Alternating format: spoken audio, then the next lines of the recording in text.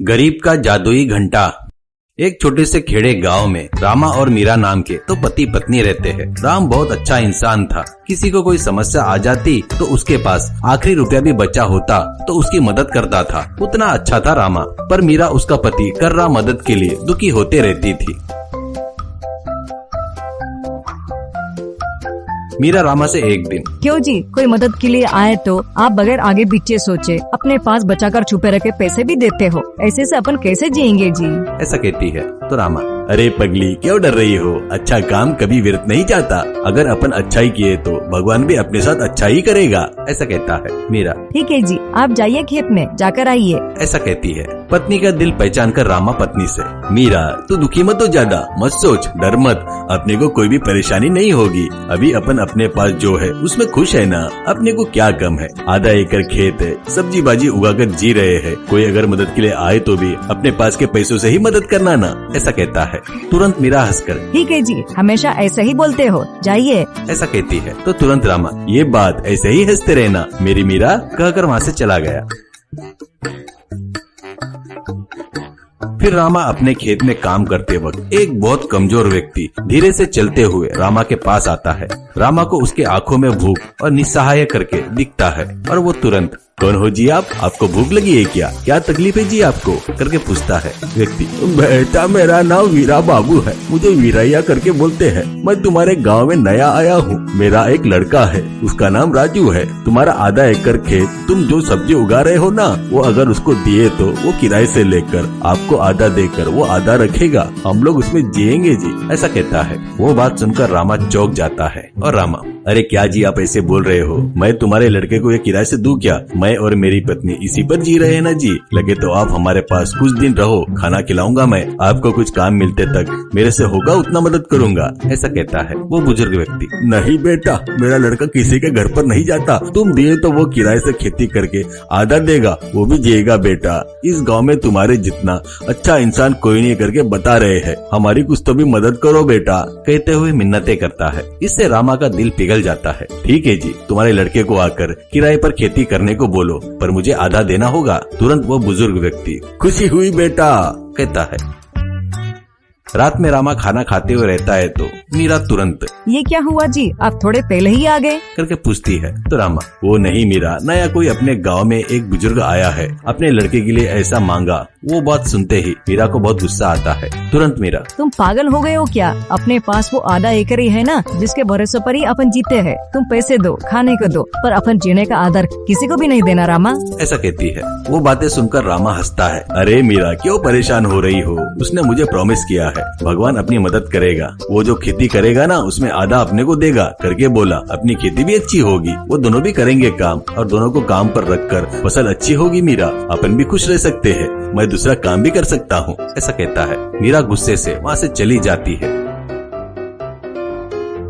दिन बीतते जाते हैं, फसल उगती है अच्छे से, सब्जी हमेशा की तरह बेचते हुए। रामा उस बुजुर्ग के पास जाता है।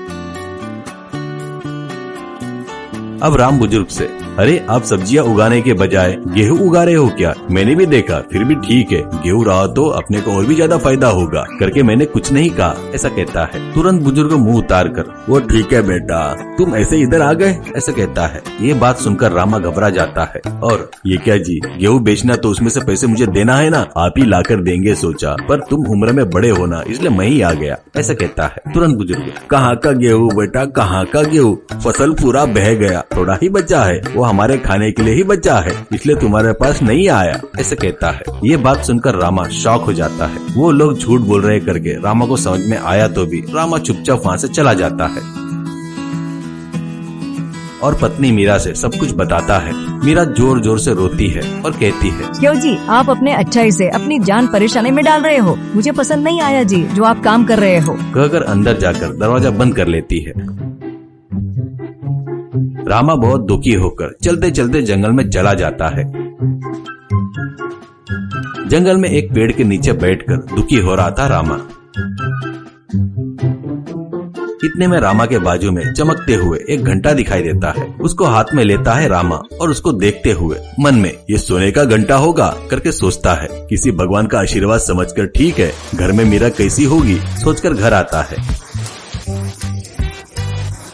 मीरा सोकर रहती है। रामा उस घंटे को भगवान के फोटो के पास रखकर हाथ जोड़ता है। पता नहीं क्यों घंटा रामा की तरफ देख रहा है करके रामा को लगता है। रामा घंटा को उठाकर ये बजता है क्या करके बजाता है। घंटा अच्छे से बजता है।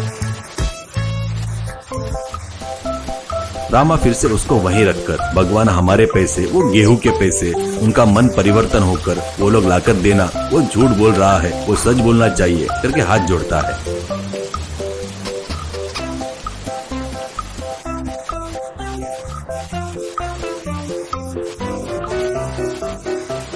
अगले दिन वो बुजुर्ग गेहूं के बचे हुए पैसे लाकर रामा को देते हुए, मुझे माफ कर दो रामा, मुझे रात भर नींद नहीं आई, मैं तुम्हारे साथ धोखा किया है, ये लो तुमको देना है ना, वो पैसे देकर चला गया।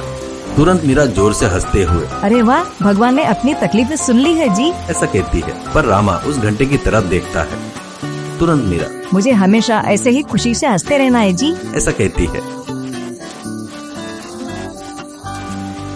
रामा रात को भगवान को हाथ जोड़कर वो घंटा बजाकर मीरा हमेशा हंसती हुई खुशी रहना है करके इच्छा व्यक्त करता है। अगले दिन से मीरा हंसते हुए खुश रहती है। बाद में रामा भगवान हमारे कर्जे पूरे चुकता होकर बहुत पैसे आने को होना करके घंटा बजाता है। देखे तो मिट्टी का घड़ा भरकर सोने के सिक्के आते हैं। वो सब देखकर रामा और मीरा बहुत खुश होते हैं। रामा और मीरा उस घंटे को अपने जरूरतों के लिए ही नहीं, आजू बाजू वाले भी अच्छे रहना करके घंटा बजाते हुए इच्छा व्यक्त करने से वो गांव पूरा सुख समृद्धियों से खुशी से भर जाता है।